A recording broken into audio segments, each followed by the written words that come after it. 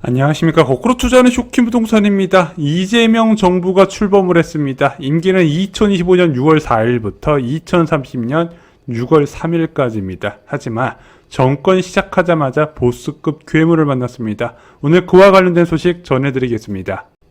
중앙정부 입장에서 주택은 물과 같은 거라고 생각합니다. 주택 정책을 잘 세워서 성공하면 본전이고요. 실패하면 역적이 된다는 거죠. 자, 왜 물과 같이 표현을 했냐? 이 물이 많을 때 여러분들이 좋은 줄 아세요?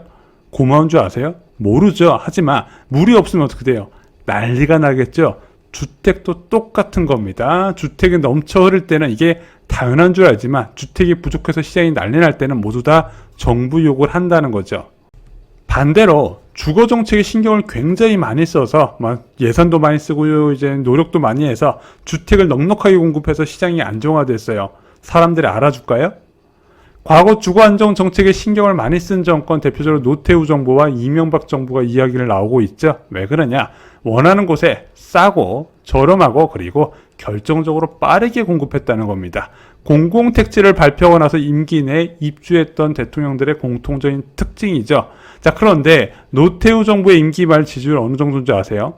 12%였고요. 이명박 전 대통령은 임기 말 지지율이 21%밖에 안 됐습니다. 아까 물과 같다 말씀드렸죠. 주택이 넘쳐나거나 넉넉하게 공급되면 사람들은 그게 당연한 줄 안다는 거예요.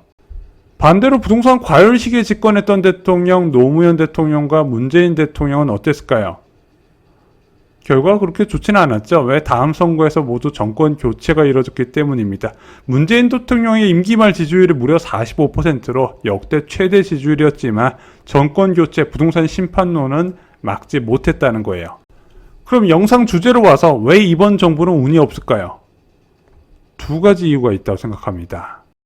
첫 번째는 공급 감소 시점에 집권을 했다는 거예요. 자, 저희가 예전에 한번 영상에서 제작한 적이 있었죠. 진보 정부가 집권하면 집값이 오르는데 왜 그러냐?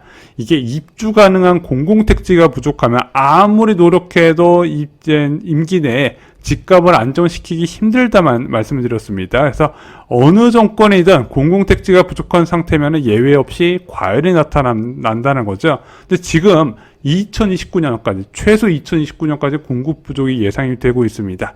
뼈아픈 3기 신도시 지연이 여기에 문제를 일으킨 거예요. 특히 내년에 공급 부족이 굉장히 심각합니다. 두 번째는 불장 초입의 집권이 시작됐다는 거예요. 자, 5월 서울 아파트 거래량 지금 한 달치 데이터가 나왔는데 3,888건으로 4월 대비 무려 50% 가까이 급등을 했습니다. 자, 근데 지금 한국 부동산은 통계에서 하면 0.14 이 정도 상승률이 나오거든요. 실제 상황은 이거보다 훨씬 더 심각하다는 거예요. 게다가 서울 아파트뿐만 아니라 이제 경기도의 옆세권이나 부른 데 있잖아요. 그런 지역까지 수요 증가가 확대가 되고 있다는 거죠. 그러면은 지금은 이제 고가 일부 아파트에서 상승세가 나타나지만 가까운 시일 내에 중저가 아파트까지 상승이 나타날 가능성이 높다는 거예요. 앞으로 집값에 대한 전망도 계속 긍정적으로 바뀌고 있습니다. 한국은행에서 조사한 2025년 5월 소비자 동향 조사에서 주택가격 전망 CSI 결과가 나왔는데 111이 나왔어요. 현재와 비교한 1년 후의 전망 100을 기준해서 100이 넘으면 긍정적으로 보는 사람이 많아진다는 건데 올해 2월에 99에서 지금 3개월 연속 상승 추세가 이어지고 있다는 거죠. 그래서 점차 많은 사람들이 집값에 대해서 긍정적으로 본다면 수요 증가 요인이 된다는 겁니다. 아마 부동산 방송을 오랫동안 보신 분들은 아시겠지만요. 집값이 한번 과열되기 시작하면은 이게 상승 흐름을 억제하는 게 굉장히 어렵다는 거 잘 아실 겁니다. 그래서 두 가지 방법밖에 없어요. 첫 번째, 강력한 규제로 수요를 일시적으로 막거나 아무리 강력해도 유효기간에 3개월은 안 넣거든요. 그래도 이거라도 브레이크를 넣을 수 있어야 된다는 거죠. 두 번째는 외부의 요인으로 시장금리가 올라 수요가 줄거나 가끔 미국에서 국채금리 폭등하고 대한민국 국채금리 동시 폭등하는 케이스가 있거든요. 그런 경우에는 좀 수요가 줄어듭니다. 물론 이때는 금융시장도 주가도 많이 떨어지다 보니까 이제 위험자산 전체적으로 수요가 억제되는 측면이 있어요. 근데 지금은 이 두 번째 요인을 기대하기는 어렵고요. 제가 볼 때는 강력한 규제에 의존할 수밖에 없을 거다 이렇게 생각을 합니다. 그럼 수요를 어떻게 줄일 것이냐? 자, 문재인 정부하고 윤석열 정부는 부동산 시장 접근 방법이 많이 차이가 있었어요. 문재인 정부는 과열 지역을 직접 규제하는 방식 카드를 활용했습니다. 그래서 규제 지역을 점점 확대 지정하고 규제 지역 안에 적용되는 규제들을 강화시켰어요. 거래 규제, 조세 규제, 대출 규제 등이 계속해서 강화가 됐죠. 자, 이게 단점이 뭐가 있어요?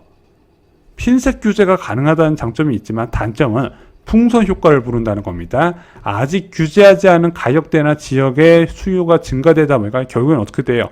많은 지역이 상승세가 나타난다는 거예요. 자, 윤석열 정부는 어땠어요? 부동산 전체에 대해서 간접 규제를 했습니다. 직접적으로 나서서 부동산에 규제한다는 인상을 주지 않고요.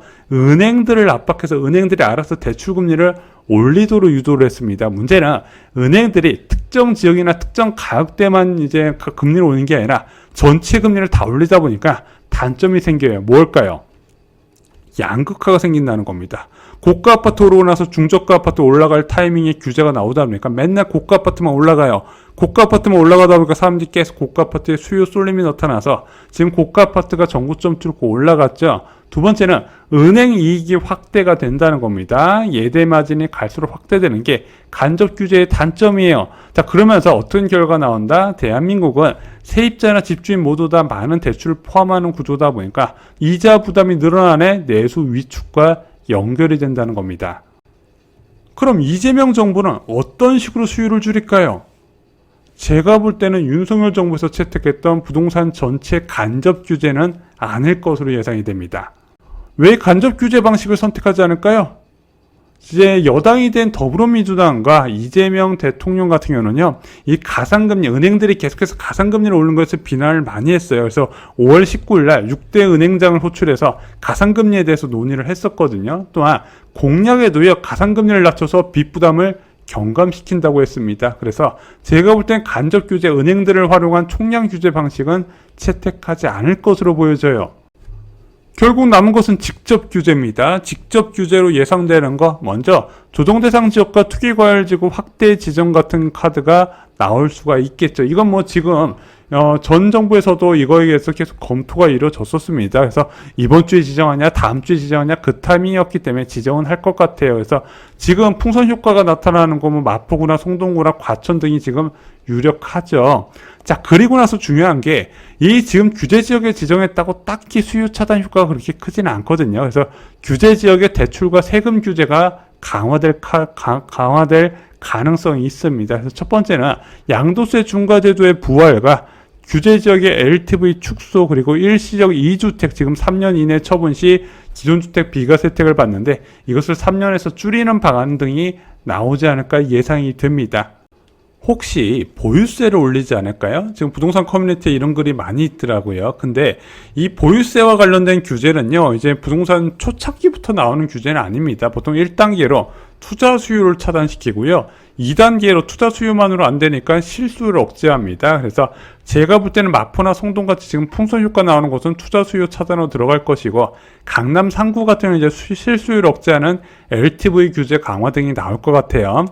그리고 나서 이것까지도 안 됐을 때 보유자의 매도 유도하는 정책이 규제 3단계거든요. 여기에 보유세가 포함이 됩니다. 초창기부터 나오는 정책은 아니에요. 물론 계속 시장이 과열되면 나중에 최후의 카드로 나올 수는 있겠죠. 하지만 제가 생각하기로는 이 보유세는 예상보다 효과가 적습니다. 왜 그러냐면 집값이 올라갈 때는요, 보유세보다 집값이 훨씬 많이 올라가고요.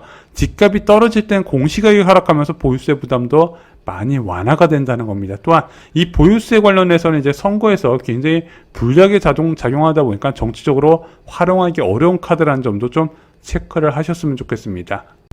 오늘 영상 요약해드리겠습니다. 중앙정부 입장에서 주택정책은 물과 같습니다. 많을 때는 고마운 줄 모르지만 부족하면 난리가 난다는 거죠. 이재명 정부는 임기 초부터 임기 말까지 부동산 문제로 많은 비난을 받을 가능성이 큽니다. 그런 환경이 조성됐고 지금 과열 초입의 정권이 시작됐다는 점도 체크를 하셔야 됩니다. 가까운 실내에 통계상으로 과열이 나타나고 이제 한 번 정도는 이제 공급 규제 등으로 좀 착한 규제를 내놨다가 그것이 안 될 경우에 역내 강력한 규제가 나올 가능성이 있다고 보고 있습니다. 마지막으로 윤석열 정부와 다르게 간접 규제가 아닌 직접 규제를 선택할 가능성이 있다는 점도 같이 체크를 드렸습니다. 오늘 준비한 소식은 여기까지입니다. 선착순 부동산 상담을 시작합니다. 8분을 모시고 내 집 마련, 투자, 청약, 자산 레벨런싱에 모든 것을 답변드립니다. 신청 후 7일간 댓글로 자유롭게 상담 가능하고요. 신청 후 고정 댓글에 있는 신청 링크 참고해 주시기 바랍니다. 이상 영상 마치겠습니다. 감사합니다.